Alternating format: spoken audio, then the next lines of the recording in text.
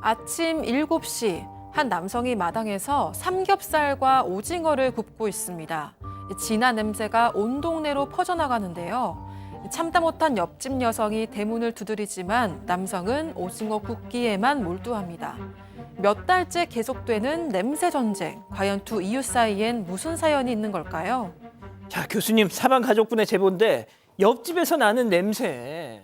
네, 그렇습니다. 뭐 아침부터 뭐 오징어 굽는 냄새도 나고 하여튼 뭐 이래요. 근데 처음부터 좀 말씀드리면 오늘 제보자는 50대 여성입니다. 남편이 지금 몸이 좀 안 좋으세요. 그래서 이제 시골에 있는 주택가에 사는데 이 주택은 좀 옹기종기 이렇게 주택이 모여 있어서 뭐 옆집이나 요 앞집 같은 데서 뭘 하면 이제 소음이 좀 잘 들린다고 합니다. 근데 이제 몇 달 전에 그 옆집에 새로운 이웃이 인사를 왔어요. 그래서 인사를 드리려고 여러 번 찾아갔는데 인기척이 없었다고 합니다. 그래서 왜 아무도 매일 없지? 이렇게 생각했는데 그 집에 하얀색과 빨간색으로 이루어진 깃발이 달려 있었대요. 근데 이게 뭔지 그때만 해도 몰라서 의아하다라고 생각하고 계셨다고 합니다.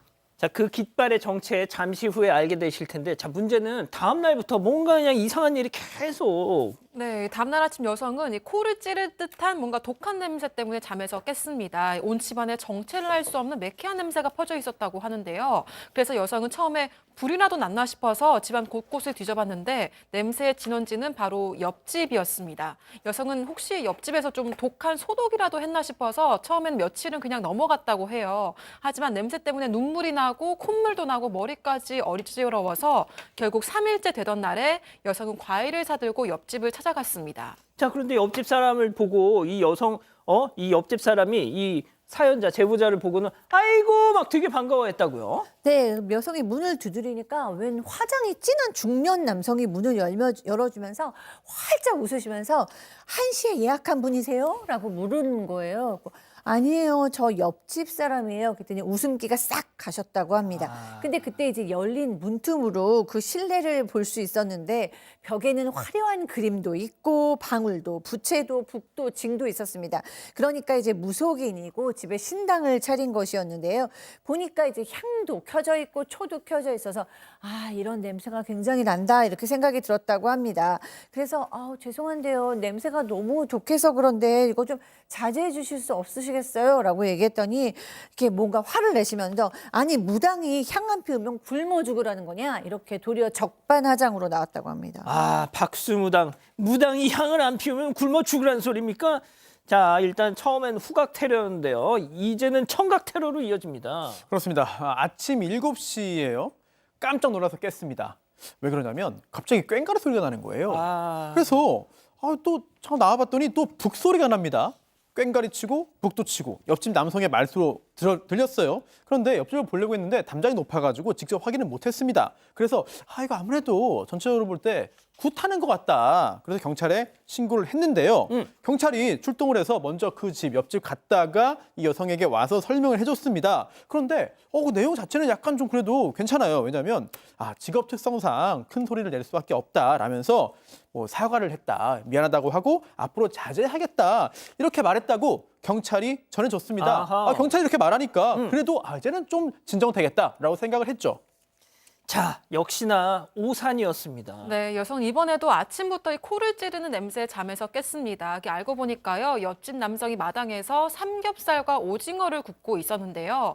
여성은 순간 따지고 싶었지만 또 어차피 적반하장으로 나올 게 뻔하니까 일단은 참았다고 합니다. 하지만 얼마 뒤에는 젓갈 냄새도 나고요. 향 냄새와 섞여서 도저히 참기가 어려워서 결국 옆집을 찾아갔습니다. 그런데 옆집 남성은 대문을 열어주지 않았고 태연히 굽기에만 몰두를 했다고 해요. 그래서 여성은 동네에 걸린 이 홍보 현수막에 있는 남성의 휴대전화 번호로 전화를 걸었습니다. 그랬더니 옆집 남성은 왜 손님인 척 전화를 하냐, 또 연락하면 업무 방해로 신고하겠다 이러면서 화를 냈다고 합니다. 자, 이건 제보자분의 육성을 직접 들어보셔야 됩니다. 들어보시죠. 전광판이잖아요.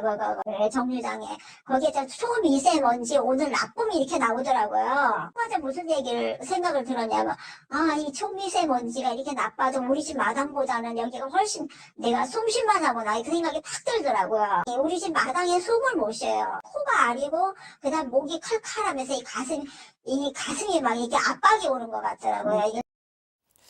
제가 박 변호사님 네. 실제로 이런 사례가 맞나 하고 좀 찾아봤거든요. 아 정말 이 향 냄새와 막걸리 약간 상한 냄새 그리고 막 이런 막 이게 온갖 막 아우 막 그렇다는 거예요. 아, 이게 지금 소음 때문에 결국은 지금 우리 50대 여성 원형 탈모가 왔다고 합니다. 남편은 어떻게 됐냐면 원래 당뇨가 증세가 좀 있었는데 이 스트레스 때문에 당뇨가 더 악화돼서 병원에 입원했다고 해요. 주변의 이웃들도 똑같은 어떤 냄새로 고통을 받고 있는데 이웃들 한 80대라고 합니다. 그래서 정확하게 또 어떻게 대응할지 몰라서 가만히 있는 상황이고 이 관공서나 뭐 경찰에 가서 악취 좀 어떻게 좀 해달라고 요청했는데 대부분 모든 곳에서는 어쩔 수 없다 좀 참아라 이렇게 말했다고 합니다. 아이고 뭘 참기는. 자 그럼 여기서 별별 상담소 오늘의 궁금증 짚어보죠. 아유 24시간 매일같이 냄새로 괴롭히는 옆집 이 박수무당 일상생활이 불가능한 데다 지금 건강까지 해치려고 하는데 아니 뭐 해결책이 없습니까 손 변호사님? 아, 이게 좀 답답합니다. 왜냐하면 아니 손 변호사님 맨날 네. 대책이 없으시대. 답답한 사연이 이렇게 좀 실제로 제보가 되는 것 같아요. 그런데 이웃집에 여러 가지 피해를 주는 여러 가지 요소들이 있죠. 소리, 소음도 있고 또 분진, 먼지도 있고 또 심지어 진동도 있습니다. 그런데 이 냄새는 사실 그것보다 뭐 더 고통을 줄 수 있습니다만 법에서는 사실 조금 더 좀 벗어나 있는 것 같아요. 왜냐하면 이 소음 진동 관리법이 있습니다. 그래서 소음과 진동 관련해서 형사처벌 규정도 있어요. 물론 지금 이 사연의 경우에 전부 다 뭐 소음을 내면 처벌된다, 진동을 발생시키면 다 처벌된다 그건 아닙니다만 소음 진동 관리법이 있고 처벌 규정도 있습니다. 하지만 이 법 이름에서도 볼 수 있듯이 냄새 관리법은 아니거든요. 그리고 또 제가 찾아봤더니 경범죄처벌법에 예. 가벼운 범죄들 아주 다양하게 나와 있어요. 그래서 여기에 별별 게 다 있는데 그중에 인근 소란 등 규정이 있습니다. 그래서 뭐 악기를 가지고 하거나 뭐 음악을 틀거나 등등등 다양한 소음 관련된 부분들을 이제 비록 뭐 처벌 수위는 높지 않지만 처벌하는 규정은 있어요. 예. 그런데 이 경범죄처벌법에도 이 냄새 관련해서는 찾기 힘들거든요. 그렇다면 적어도 형사처벌 예. 가능성은 높지 않고 결국 민사로 가야 되는데 이렇게 좀 착하고 좀 이제 온건한 분들은 법정 다툼을 하게 되면 스트레스 더 받거든요. 그러니까요. 옆집 사람은 신나가지고 더 가해행위 할 것 같아요. 걱정이 됩니다. 박 변호사님, 네. 이 백치미님은 불교 방송 크게 틀어놓으시라고.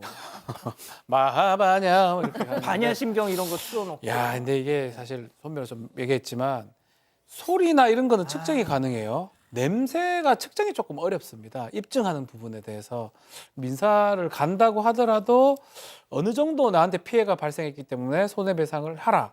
이런 것까지 가능할지 이 부분은 좀 입증의 문제이기 때문에 쉽지는 않은 상황이고요.